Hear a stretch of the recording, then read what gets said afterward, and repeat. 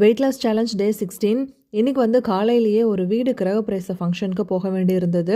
ஒரு 7 ஓ கிளாக்லாம் அங்கே போயிட்டோம். பட் ஹெவி பிரேக்ஃபாஸ்ட்டுன்னு சொல்லலாம். இருந்துமே இதில் என்ன இம்ப்ரூவ்மெண்ட்டுன்னா, நான் வந்து நிறைய டிஷ்ஷஸ் வந்து டேஸ்ட் கூட பார்க்கல, வேண்டாம் போதும் அப்படின்னு ஸ்டாப் பண்ணிட்டேன். சாப்பிட்டு முடிச்சுட்டு ஒரு குட்டி டம்ளரில் டீ கூட குடித்தேன். நான் ஃபங்க்ஷனுக்கு வியர் பண்ணியிருந்த இந்த பியூட்டிஃபுல்லான பர்பிள் saree எலிகன்ஸுங்கிற இன்ஸ்டாகிராம் பேஜ்லேருந்து வாங்கினேன்.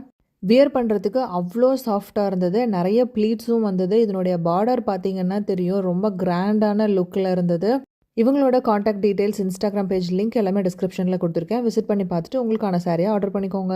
காலையில் சாப்பிட்ட ஹெவி பிரேக்ஃபாஸ்ட்னால ரொம்ப நேரமாக பசிக்கவே இல்லை. ஒரு 3 ஓ கிளாக் போல் நல்லா லெமன் ஜூஸ் போட்டு சில்லுன்னு குடித்தேன்.